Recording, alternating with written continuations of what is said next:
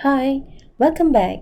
I'm Jen Ismail, and in this video, I'm going to explain about oogenesis. Do you know what is oogenesis? Oogenesis is a process that produces ovum. Oogenesis occurs in the ovary.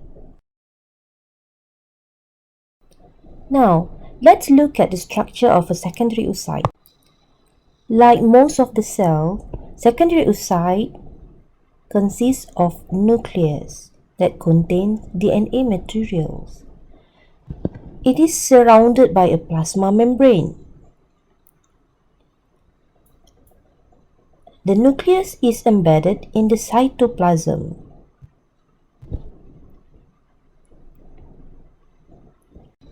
Secondary oocyte is accompanied by a polar body, which is the first polar body. Secondary oocyte is surrounded by a gel-like structure that is made up of glycoprotein. This structure is called zona pellucida. Next, zona pellucida is surrounded by a lot of granulosa cells of follicles. This structure is called corona radiata. Okay guys, do you know that oogenesis is not a continuous process?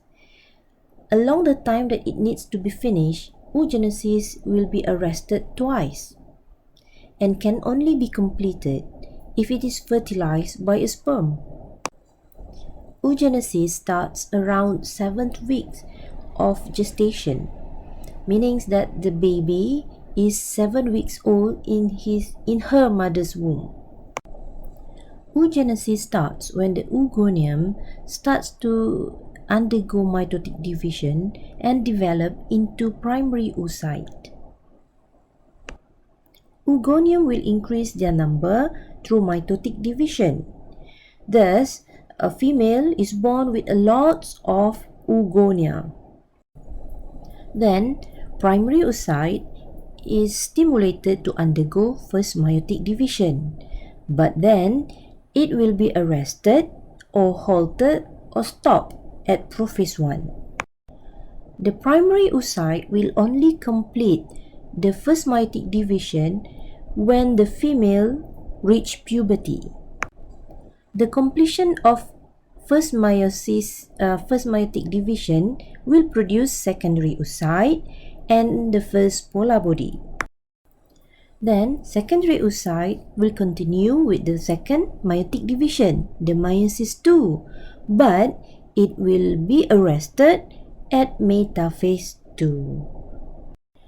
After the second meiotic division stops at metaphase 2, the secondary oocyte needs to be released from the ovary into the fallopian tube. The release of secondary oocyte into the fallopian tube is called ovulation. In order for the second meiotic division to be completed, secondary oocyte needs to be fertilized by a sperm. Meiotic division in oogenesis shows an unequal cytoplasmic division, which produces a smaller first polar body and a larger secondary oocyte. The first polar body may or may not divide, and usually it accompanies the secondary oocyte, and eventually it will degenerate. The larger secondary oocyte will be contained in the follicles.